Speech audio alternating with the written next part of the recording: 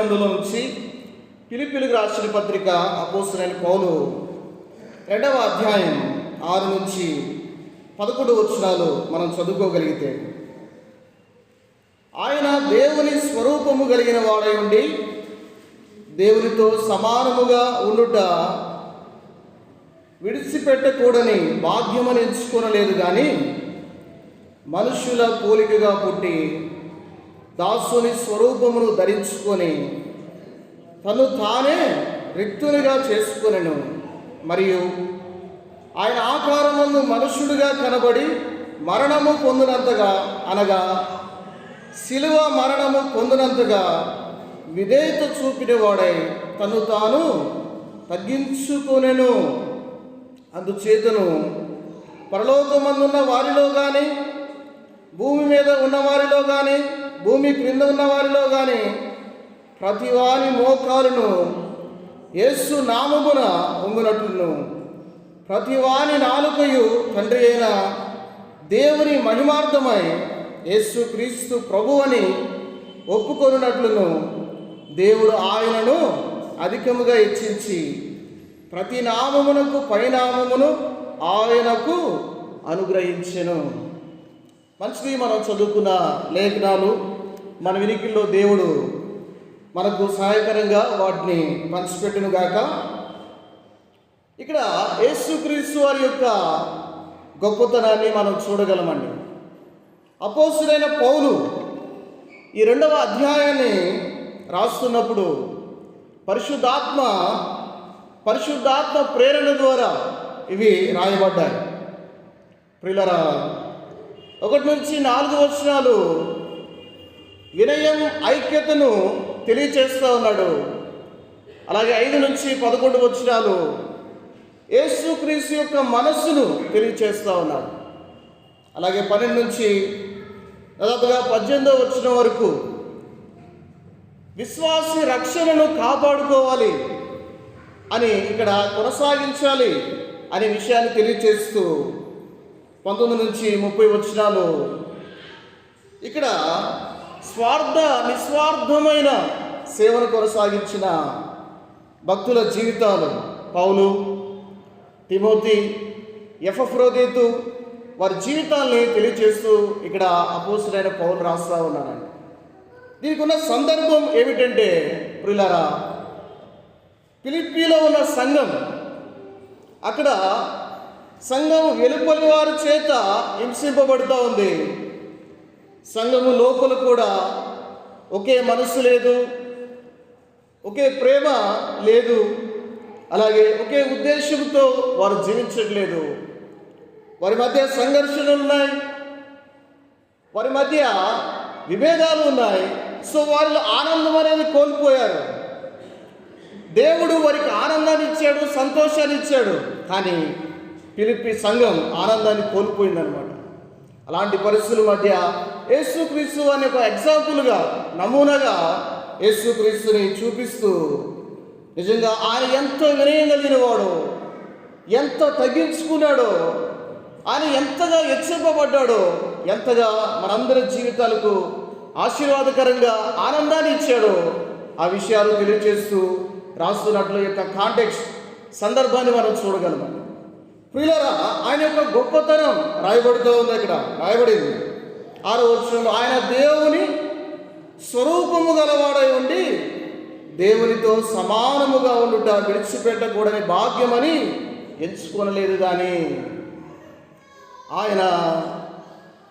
ఆయన దేవుడు అండి. ఆయన దేవుడు అయితే ఆ యొక్క గొప్ప భాగ్యాన్ని, ఆ మహిమను ఆయన విడిచిపెట్టి వచ్చాడండి.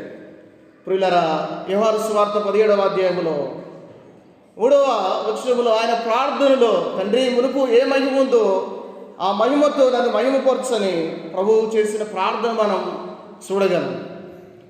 ఆ పరలోకములో గొప్ప అధికారము కలిగిన దేవుడు. ఆయన గుణలక్షణాలు మనం ఆలోచన చేస్తే, ఈయన సర్వాధికారి అయి ఉండి నిరంతరము స్తోత్రార్హుడై ఉన్నాడు. ప్రియులారా, ఆయన సర్వము మీద అధికారం కలిగిన వాడు, మహిమా స్వరూపుడు. యోహాను సువార్త 1వ అధ్యాయం 1వ వచనములో ఆయన ఆది యందు ఉన్నవాడు. కొలస్సీయులకు రాసిన పత్రికలో కూడా 1వ అధ్యాయములో ఆయన ఆది సంభూతుడు. ప్రియులారా, ఆయన అలాగే మనం ఆలోచన చేస్తే హెబ్రీయులకు రాసిన పత్రిక 3వ అధ్యాయంలో ఆయన సృష్టికర్తగా తను తాను పేర్కొన్నాడండి. ప్రియులారా, మనం ఆరాధించే దేవుడు, మనం కలిగి ఉన్న దేవుడు, ఆయన సర్వాధికారం కలిగిన వాడు, ఆయన సృష్టికర్త, ఆయన సర్వజ్ఞాని, సర్వవ్యాపి, ఆయన మహిమా స్వరూపుడు. అయితే మనందరి నిమిత్తం పాపంలో ఉన్న మానవాళిని పాపం నుంచి విడిపించడానికి ఆయన మహిమను విడిచిపెట్టి వచ్చాడండి. ఎంత గొప్ప విషయం అండి!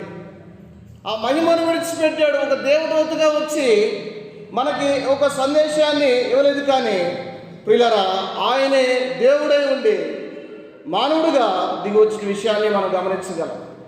ఆయన మహిమనంతా విడిచిపెట్టాడని నేరుగా ఈ భూలోకానికి ఆయన వచ్చాడంటే దేవుడిని చూచి బ్రతుకున్న నరుడు ఎవరు? ప్రియులారా, మనం అందరం చనిపోతాం. సూర్యుడిని సృజించిన దేవుడు, సూర్యుడిని నేరుగా చూడలేకపోతాం. నిట్ట మధ్యాహ్నం సూర్యుడిని నేరుగా చూడలేం. అలాంటిది ఆ సూర్యుడిని, చంద్రుడిని, నక్షత్రాల్ని, ఈ విశ్వమంతటిని, ఎంటైర్ యూనివర్స్ని చేసిన దేవుడు ఎంత గొప్పవాడండి! అలాంటి దేవుడు చాలా గొప్ప దేవుడు. ఆయన గురించి వర్ణించాలంటే మానవుని యొక్క మేధస్సుకు సరిపోదు. అంత అనంత జ్ఞానం కలిగిన వాడు. తను తాను తగ్గించుకొని రావడం అనేది మానవ జ్ఞానానికి అందడం అన్నమాట. ఆ మాట చదువుకుందాం.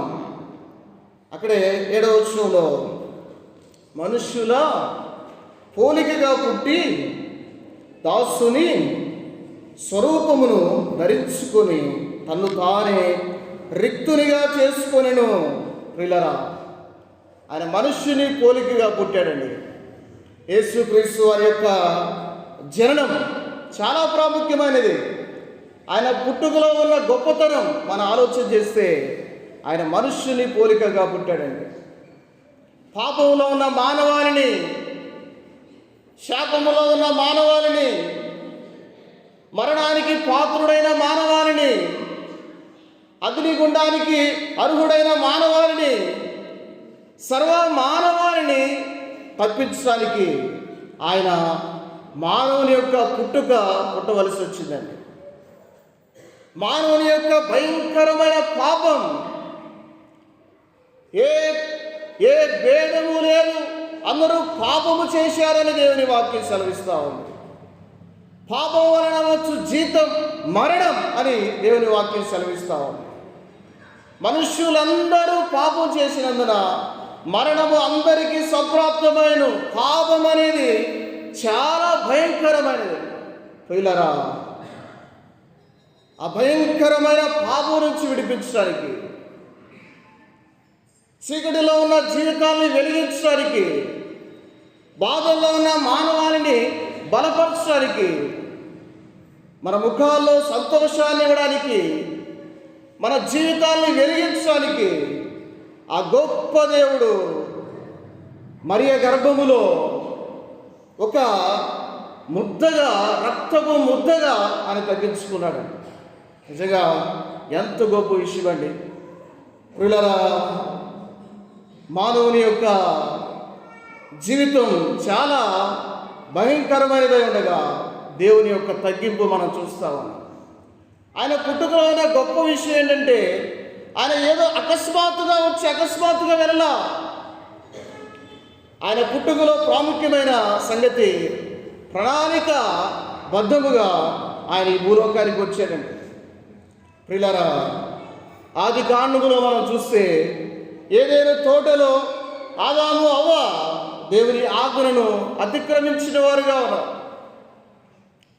అక్కడ నలుగురికి తీర్పులు తీర్చబడ్డాయి. వారు ఏదైనా తోటలో నుండి వారు వెలువడకు మునుపు వారు తీర్పు తీర్చబడ్డారు. మొట్టమొదటిగా పాముకు తీర్పు తీర్చబడింది.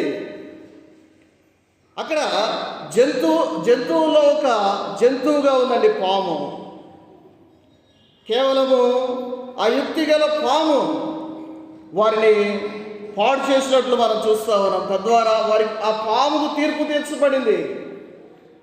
నీ జీవితంలో ఆ పొట్టతో పాకి మన్ను తిని బ్రతుకుతావు అని పాముకు తీర్పు తీర్చబడింది. ఆ తర్వాత సాతానుకు తీర్పు తీర్చబడింది. 3వ అధ్యాయం 15వ వచనం చదువుతారా తీసి? 3వ అధ్యాయం 15వ వచనం,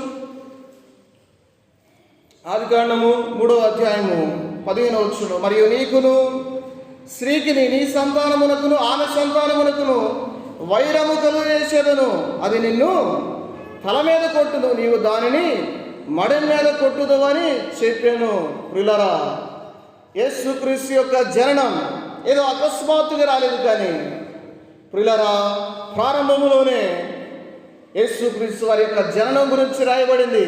ఆయన స్త్రీ సంతానంగా వస్తాడని, ఆయన స్త్రీ గర్భాన ధరిస్తాడని, ఆయన ఈ భూలోకానికి వస్తాడని ముందుగానే రాయబడిందండి. అక్కడ తర్వాత ఆదాముకు తీర్పు తీర్చబడింది, అవ్వకు తీర్పు తీర్చబడింది, అవ్వకు తీర్పు తీర్చబడింది, ఆదాముకు తీర్పు తీర్చబడింది. ఆయన స్త్రీ సంతానంగా వస్తాడు. ఇదిగో కన్యక గర్భవతి అయి కుమారుడు కనును. ప్రియులరా, కన్యక గర్భవతి, ఆయన స్త్రీ సంతానము ద్వారా వచ్చాడండి. ఆయన ప్రణాళికబద్ధంగా వచ్చాడు. ఆదికాండం నుంచి మలాకీ గ్రంథం వరకు అనేకమైన ప్రవచనాలు ప్రవక్తల ద్వారా అనేకమైన ప్రవచనాలు రాయబడ్డాయి ఆయన యొక్క జననం గురించి. ఆయన అకస్మాత్తుగా రాలేదు. ఆయన కాలం సంపూర్ణమైనప్పుడు ఆ కాల క్రమాన ఆయన ఈ భూలోకానికి వచ్చాడు. ఆయన పుట్టుక, ఆయన మనుష్యుని పోలిగా పుట్టాడు. ఆయన పుట్టుకలో ప్రాముఖ్యత, గొప్ప సంగతి ఏంటంటే ప్రణాళికాబద్ధంగా ఆయన జన్మించాడు. రెండవది, ఆయన పరిశుద్ధంగా జన్మించాడండి. ఆయన పుట్టుకలో ఆయన ప్రాముఖ్యత ఏంటంటే ఆయన పరిశుద్ధుడు. మనమందరం పురుష సంతానం, కానీ ఆయన స్త్రీ సంతానం. దయాప్రాప్తురాలా, నీవు కుమారుని కంటావు అని మరియతో ఆ దూత తెలియచేసినప్పుడు, నేను పురుషుణ్ణి ఎరుగను దానిని కదా అని మరియా దూతను ప్రశ్నించినప్పుడు, పరిశుద్ధాత్మదేవుడు నీ మీదకి వస్తాడు, సర్వోన్నతుడైన ఆయన శక్తితో నేను నింపుతాడు, పుట్టబో శిష్యుడు పరిశుద్ధుడు. ప్రియులరా, ఆయన పరిశుద్ధుడైన దేవుడు. మనందరం పాపంలో ఉన్న మానవాళిని ఏ పాపి కూడా విడిపించలేడు. పాప బంధకాల నుంచి ఏ మానవుడు విడిపించలేడు.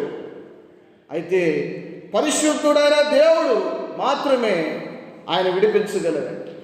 అందుకే ఆయన పరిశుద్ధుడిగా జన్మించినట్టుగా మనం చూస్తున్నాం. ఆయన పుట్టుక పరిశుద్ధమైనది. మరొక గొప్ప సంగతి ఏంటంటే ఆయన మనుష్యులందరి పాపాల కొరకై ఆయన జన్మించాడండి. అదే పౌలు తిమోతికి రాసిన పత్రికలో 1వ అధ్యాయము 15వ వచనంలో చెప్తా ఉన్నాడు, పాపులను రక్షించుటకు క్రీస్తు యేసు లోకమునకు వచ్చాను. ప్రియులారా, మానవుల పాపాలన్నింటినీ తీసివేయడానికి ఆయన ఈ లోకానికి జన్మించినట్లు మనం చూడగలం. అక్కడ మనం చదువుకుందాం 7వ వచనంలో, మనుష్యుల పోలికను పుట్టి ఆయన పుట్టుక చాలా ప్రణాళికాబద్ధంగా ఉంది. ఆయన పుట్టుక పరిశుద్ధమైనది. ఆయన పుట్టుక పాపులందరి కొరకు. ప్రియులారా, ఆయన ఎలా పుట్టాడంటే అక్కడే మనం చదువుకుంటే 2వ తిమోతికి రాసిన పత్రిక 2వ అధ్యాయంలో 5వ వచనంలో, మనుషులకు దేవునికి మధ్యవర్తి ఒక్కడే క్రీస్తు యేసు నరుడండి. పిల్లరా, ఆయన మధ్యవర్తిగా వచ్చాడండి. వేదాల్లో ప్రజాపతి మధ్యవర్తిగా వస్తాడు, బలియాగం చేస్తాడు, మానవులు విడిపిస్తాడు అని లోకములో వేదాల్లో రాయబడి, బైబిల్ గ్రంథములో ఆ మధ్యవర్తిగా ప్రభువైన యేసుక్రీస్తు వారు దిగి వచ్చి మనందరి కొరకు ఆయన చేసిన త్యాగం చాలా గొప్పదండి. ఆయన యొక్క గొప్పతనం చాలా గొప్పది. ఎంతగా తగ్గించుకున్నాడో మనం చూస్తా ఉన్నాం. అక్కడ దాసుని స్వరూపును ధరించుకొని దాసుడయ్యారండి. ఏ రాజు యొక్క ప్యాలెస్లో పుట్టలేదు, అంబాసిడర్ యొక్క ప్యాలెస్లో పుట్టలేదు, గొప్ప అధికారుల యొక్క ప్యాలెస్లో పుట్టలేదు. ప్రియులారా, సామాన్యమైన కుటుంబములు, సామాన్యమైన కటిక పేదరికములో ఉన్న యోసేపు మరియా కుటుంబములో సామాన్యుడుగా జన్మించి అసామాన్యుడుగా జీవించినట్లు అనేక మంది ఆయన వైపు చూసే విధంగా ఆయన యొక్క జీవితాన్ని మనం చూడగలం. దాసుని స్వరూపాన్ని ధరించుకొని రిక్తునిగా చేసుకున్నట్లు మనం చూస్తా ఉన్నాం. మాట చదువుకుందాం 8వ వచనంలో. మరియు ఆయన ఆకారమందు మనుష్యుడిగా కనబడి మరణము పొందినంతగా, అనగా శిలువ మరణము పొందినంతగా విధేయత చూపిన వాడై తన్ను తాను తగ్గించుకొనెను అని మనం చూస్తూ ఉన్నాము. ప్రియులారా, ఆయన రిక్తుడుగా ఆయన ఈ లోకానికి వచ్చినట్లు మనం చూస్తూ ఉన్నాము. మనందరి పాపాల నుంచి విమోచించడానికి ఆ కలవరి శిలువలో ప్రియులారా మన పాపానంతా ఆయన మీద వేసుకొని పాపం మీద కానీ ఆయన పాపముగా చేయబడ్డాడు. ప్రియులారా, మనందరి పాపాలు ఆ కలవరి శిలువలో ఆయన మీద కుమ్మరించుకున్నాడు. మనందరి నిమిత్తమై రక్తమంతా చిందించాడు. మనందరి నిమిత్తమై ప్రియులారా ప్రాణం పెట్టి సమాధి చేయబడి ఆయన తిరిగి లేచాడండి. ఎంతగా తగ్గించుకున్నాడో మనం చూస్తా ఉన్నాం. దేవాతి దేవుడు మానవుడు పాపాలని సహించిన వాడుగా ఉన్నాడు. సర్వమానవారి పాపము పత్రాన్ని ఆ మేకులకు కొట్టి మన పాపాలన్నింటినీ ఎత్తివేశాడు. నిజంగా ఆయన యొక్క తగ్గింపు మనం చూస్తూ ఉన్నాం. అక్కడ ముందుకు వెళ్తే ఆ మాట మనం చదువుకుందాం. అందుచేతనే పరలోకమందున్న వారిలో కానీ, భూమి మీద ఉన్న వారిలో కానీ, భూమి క్రింద ఉన్న వారిలో కానీ ప్రతి వారి మోకాలను యేసు నామమున వంగునట్లును, ప్రతి వాని మోకాలు యేసు నామమున వంగునట్లు, ప్రతి వాని నాలుక యేసు క్రీస్తుని ఒప్పుకున్నట్లు ఆయన యొక్క బలిని మనం చూడగలమండి. ప్రియులారా, నిజమైన క్రిస్మస్ ఏంటో తెలుసా? క్రీస్తును కలిగి ఉండడమే. మన జీవితాల్లో హ్యాపీ క్రిస్మస్, మేరీ క్రిస్మస్ అని మన జీవితాల్లో చెప్పుకున్న ఉపయోగం లేదండి. క్రీస్తును ధరించడమే. మన ఆయన నామము ఒప్పుకున్నట్లే. ఆయన నామం ఒప్పుకుంటే చాలు, ఆయన నామాన్ని మనం ఒప్పుకుంటే చాలు, ఆయన మన జీవితాన్ని వెలిగిస్తాడండి. మన జీవితాలను బాగుపరుస్తాడు. మన జీవితాల్ని ఆయన పాపం నుంచి విమోచించి పరలోకాన కూర్చోబెట్టే దేవుడు అండి. అంతకన్నా మించిన భాగ్యమే ఉందండి. యేసుక్రీస్తు వారి యొక్క సంపూర్ణమైన ఉద్దేశం నెరవేర్చడమే నిజమైన క్రిస్మస్ అంటే. ఏంటి ఆ ఉద్దేశం? ఇంతకీ యేసుక్రీస్తు నమ్మలేదా ప్రియ చెల్లి, ప్రియ తమ్ముడు? అమ్మా, అయ్యా, యేసుక్రీస్తుని హృదయంలో అంగీకరించకపోతే మన జీవితాల్లో నెమ్మది లేదు, మన పాపానికి ప్రాయశ్చిత్తం లేదు, నిత్య అగ్నిగుండానికి పాత్రలో. ప్రియులారా, తన అతిక్రమముల నిమిత్తం ప్రాయశ్చిత్తం నమ్మినవాడు ధన్యుడని, పాపాలకు పరిహారం పొందినవాడు ధన్యుడని దేవుని వాక్యం సెలవిస్తూ ఉండగా ఈ సమయంలో అయినా యేసయ్యా నీవు దేవుడు అయ్యా, నీవు ప్రభువు అని ఒప్పుకుంటా ఉన్నాను. నా కొరకై 2000 సంవత్సరాల క్రితం మరణించి సమాధించబడి తిరిగి లేచావు అయ్యా. నేను పాపిని, నా పాపాలు క్షమించాయా. నీ బిడ్డగా చేర్చుకొని అడిగితే చాలండి, నీ పాపాలు క్షమించి ఆయన కుమారుడుగా నేను అంగీకరిస్తాను. ఎంత గొప్ప భాగ్య దేవుడు అనుగ్రహిస్తూ ఉన్నాడు. ప్రియులారా, చాలామంది లోకానికి తెలియట్లా, లోకానికి అర్థం కావట్లా. ఆయన 2000 సంవత్సరాల క్రితం పుట్టాడు. అందరి మానవాళ్ళగా ఒక మానవుడు, ఆయన మహానుభావుడు, గొప్పవాడు అని లోకం ఆలోచన చేస్తూ ఉంది. కానీ ఆయన 2000 సంవత్సరాల క్రితం కూడా ఉన్నవాడు దేవుడని మానవాళి అర్థం చేసుకోలేకపోతూ ఉన్నాడు. యేసుక్రీస్తుని మానవాళిగా చూస్తూ ఉన్నాడు. మానవునికి అర్థం కాని గొప్ప సంగతి ఏంటో తెలుసా? మానవుడు ఎన్నడూ దేవుడు కాలేడు, కానీ దేవుడు మానవుడు కాగలడు. ఆయన మానవుడయ్యాడు. ఎంతో గొప్ప సంగతి. ప్రియులారా, మానవుడయ్యాడు, ఆయన హెచ్చింపబడ్డాడు.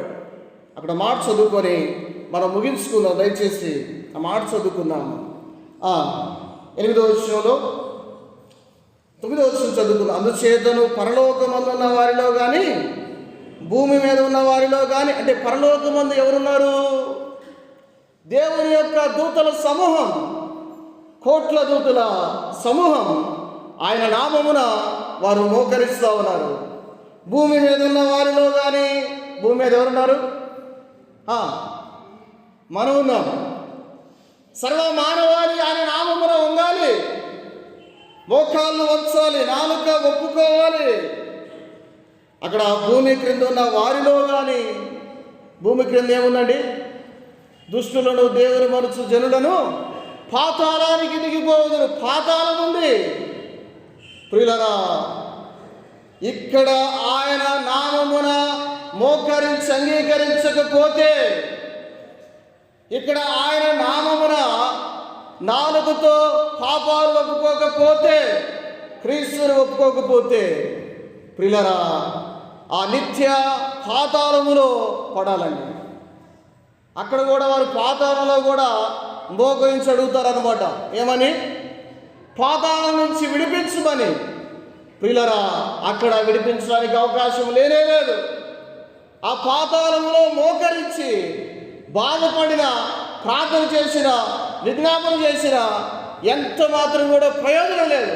కనుక నీ దేహములో దీపం ఉండగానే, మన ఆత్మ ఉండగానే, ప్రాణం ఉండగానే ఇక్కడే ఆయనను అంగీకరించి క్రీస్తుని కలిగి ఉండి గొప్ప భాగ్యాన్ని మనం పొందుకోవడానికి ప్రయత్నం చేద్దాం. ముందుకు వెళ్దాం. అక్కడ ఆ చివరి వచనం చదువుకొని మనం ముగించుకుందాం. 11వ వచనం. ప్రతి వాని నాలుకయు తండ్రి అయిన దేవుని మహిమార్థమై యేసు క్రీస్తు ప్రభు అని ఒప్పుకొనున్నట్లును దేవుడు ఆయనను అధికముగా హెచ్చించి ప్రతి నామమునకు పరినామమును ఆయనకు అనుగ్రహించాను. ప్రియులారా, ఆయన తను వినయము కలిగి తగ్గించుకొని, వినయం, తగ్గింపు, అలాగే ఐక్యత కలిగిన వాడు. నిజంగా ఆయన తగ్గించుకొని హెచ్చింపబడ్డాడు. మన జీవితంలో అక్కడ ఫిలిప్పీ సంఘం మాత్రమే కాదు, కానీ మన జీవితాల్లో కూడా ఒక మంచి మనకు పాఠం ఏంటంటే, యేసు క్రీస్తు వలె వినయము కలిగి తగ్గించుకొని, ప్రియులారా, ఐక్యత కలిగి జీవించడమే మన జీవితంలో నిజమైన ఆరాధన. ఆ విధంగా ప్రభువుని కలిగి మనం హెచ్చింపబడడానికి, ప్రభువుని కలిగి మన రక్షణను కొనసాగించడానికి, ఆ విధంగా చక్కగా దేవుని నామాన్ని మన శేష జీవితంలో ఆ ప్రభువుని కలిగి ఆరాధన చేయడానికి పరిశుద్ధాత్మ దేవుడు సహాయం చేయగా